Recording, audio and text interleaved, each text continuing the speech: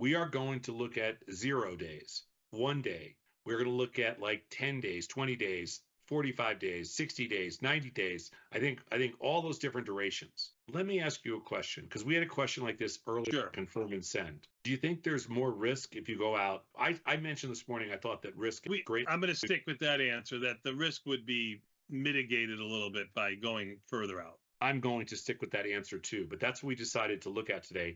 And we didn't look at it just because we had an email on it. One of the things we do on our research team is we send our research team a lot of emails that come into Tony and myself. And from those emails, they get some ideas about kind of what are customers thinking? What's kind of, what are people looking for? And a lot of people had questions about the days to expiration and what's the perfect, dynamics, things like that. We're going to look at strangles. We're going to look at straddles. We're going to look at iron condors. And we're going to look at days to expiration.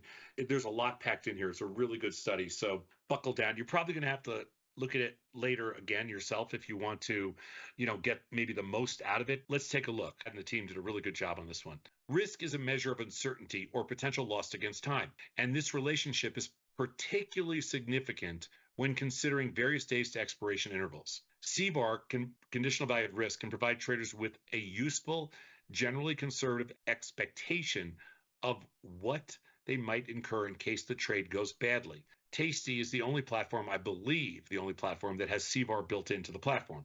So it's a very cool feature. Basically, show me what the worst 5% of all the cases are with this particular spread. We have features in Tasty that nobody else has. It's a very different type of platform. It's very quantitative in that regard. So how does the impact of days to expiration intervals across strategies, what does it look like? How does it impact that? We looked at 1 day, 15 days, 30 days, 45 days, 60 days, and 90 days. We looked at 14 years worth of research. This is a massive study. We used the 16 delta short strangle. We also did the iron condor and the straddles. I mean, my guess is the strangle is going to be probably the best performer. The iron condor is going to be second, and the straddle, which is at the money, is going to be the third, but you're going to make more money on the straddle. We managed at 50% of max profit due to the different days to expiration. When you have all those different days to expiration, you can't go at 21 days, right? Because you can't, so you can't say like, I'll do it at noon. It's just the amount of history we'd have to search in our database would just be impossible.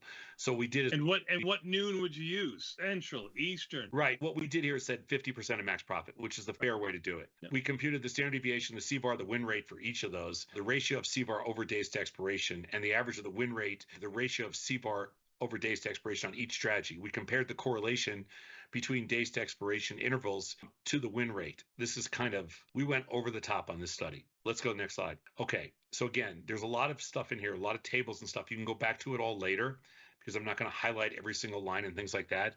But this table shows an increase in days to expiration interval leads to a rise in CVAR, indicating higher potential risk exposure. But this is because the longer duration periods show more time for large price movements.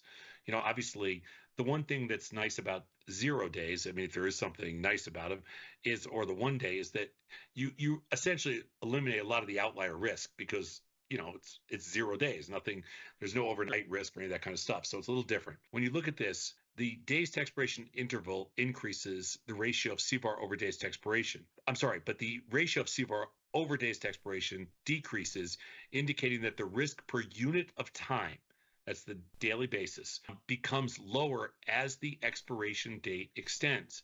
And that should be of no surprise to anyone. We mentioned it this morning. You reduce your risk dramatically over time. Now, does that mean you should go out to 90 days, 150 days, 120 days through 200 days?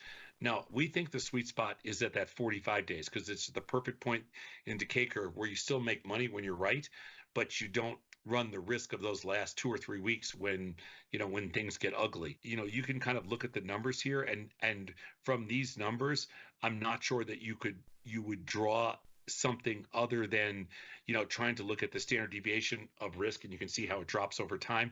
And obviously you can see how the CVAR goes higher just because there's more time.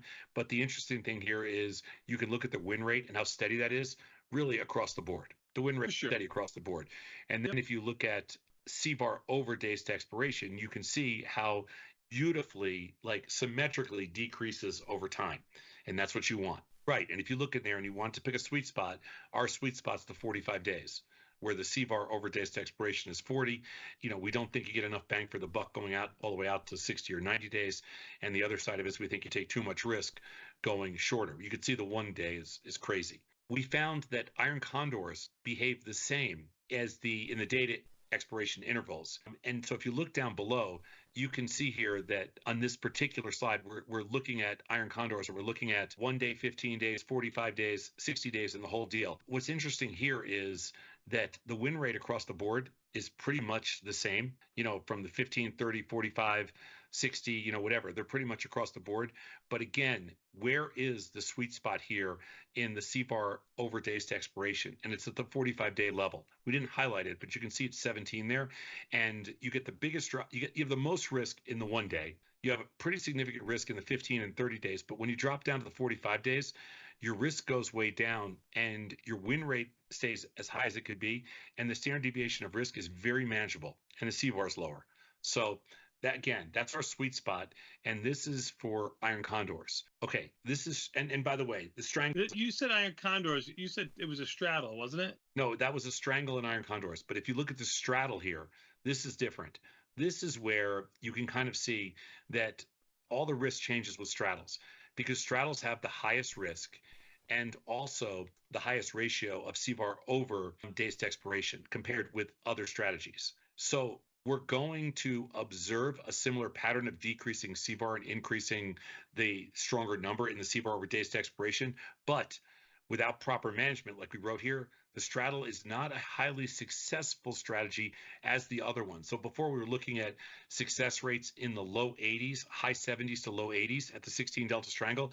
But when you jump off to the straddle, you're talking about a win rate on the 1 day of 57, but on the other ones, it's high 50s, low 60s. But the CVAR over days to expiration is very rich. It doesn't. Anytime you do a straddle, you're taking a lot more risk to make a lot more money. It's not, Sure. you're not disadvantaged at all, but the standard deviation of risk and the CVAR in these cases is significantly higher than it was for iron condors and strangles. So I just point that out. Straddles are something that you might want to consider if you have a situation with a super, super high implied volatility, and you really think that, hey, I just have so much coverage here that it feels good. So that's the time when you can use straddles. There might be other times when it's an inexpensive stock or something like that. But you see, Tony and I, we don't do a lot of strangles. We'll do a lot of iron condors. We compared everything here. We compared the strangle, the iron condor, and the straddle. And we found that the straddle has the highest ratio of CVAR over days to expiration, the highest standard deviation, and the lowest win rate. We're not suggesting not to do them. We're just pointing out the numbers here when you start to look at, the strangle at 81%, the iron condor at 79% because you pay for those wings, and the straddle at 59%. There's a pretty decent sized drop off. What scares me more is the standard deviation is double that of strangles, which means your volatility, intraday volatility, is just double, and your CVAR over days to expiration is again double as well. So when you start to think about risk and risk mitigation and managing trades and stuff like that, this straddle is challenging compared to those other strategies. So the takeaways are really good. We found that as traders extend their trading horizon from short-term 1 day to long-term 90 days, the level of daily risk faced by most traders reduces. In other words, longer days to expiration intervals lead to smoother and less volatile risk profiles on a day-to-day basis. Exactly what we said this morning. But you got to be careful that you don't go out too far. So you basically, you take yourself out of the entire trade. Like you don't make any money. That doesn't make any sense either.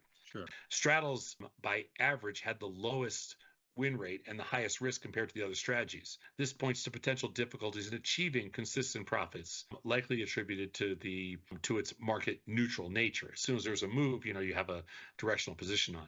Iron condors and strangles, on the other hand, have demonstrated successful win rates above 70%, and they are considered to carry much lower risk on a relative basis. It doesn't mean they're necessarily better trades over the long term.